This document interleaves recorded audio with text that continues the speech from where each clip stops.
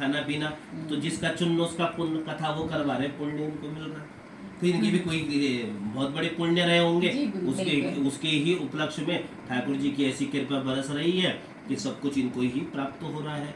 क्योंकि कहते हैं कि जब कथा होती है तो व्यासस्य विष्णु रूपाया, मानो तो गंगा जल हूँ, ना मानो तो बहता पानी।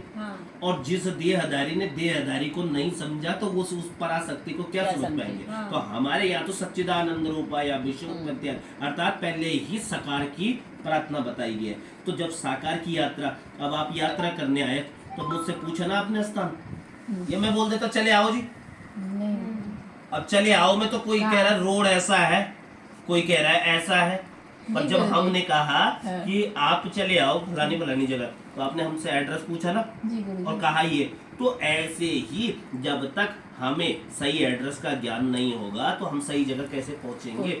इसी का सही एड्रेस है गुरु मंत्र।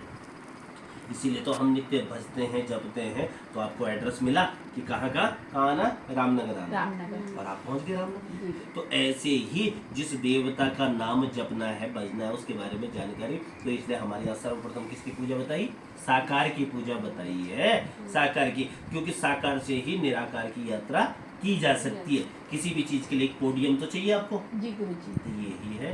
गुरुजी आपसे जब दीक्षा हम लोगों ने लिया है, तो दीक्षा होने के बाद में सबका जीवन परिवर्तन हो गया। हाँ, सबका, और हर रोज एक नई अनुभूति होती है आपके द्वारा। देखो दीक्षा, बहुत अच्छा प्रश्न किया आपने। दीक्षा क्या होता है, दीक्षा एक स्वयं को चयन करना, स्वयं के ऊपर कुछ चीजें लागू कर। आज तक तो जैसे था तैसे था, पर कुछ चीजें ऐसी होती हैं वो जो दीक्षा के बाद हम स्वयं पर अनुभव करते हैं कि अब मुझे ऐसे करना, ऐसा करना, अपने जीवन को इस तरह से ढालना। तो दीक्षा किसी बंधन का कारण नहीं है। कई लोग बोलते हैं बहुत बंधन हो जाता है, पर दीक्षा बंधन का नहीं बल्कि आनंद लेने का समय है। बोलो वृंदावन बिहारी लाल की जय। पहले गुरुजी सिर्फ अगरबत्ती ही जला के निकल जाते थे, अभी अगर एक दिन भी हवन छूटता है तो ऑफिस से मुझे कॉल करते हैं। अच्छा, आज का मेरा हवन छूट गया तो तैयारी करके रखना, शाम को करना है, शाम को करना है। लेकिन कंपलसरी हवन कभी नहीं छूटता है।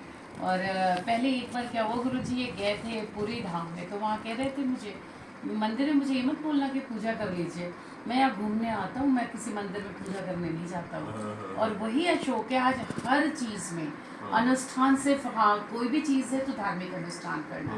गुरुदेव ये आपके सानिध्य में आने के बाद ही ऐसा परिवर्तन। वही कह रहा हूँ मैं कि इन चीज़ों से क्या है कि हम अपने ऊपर ही लागू करते हैं। और दीक्षा क्या है, दीक्षा अपने को ही संवारने की दिशा है, खुद पर ही वो लागू की जाती है।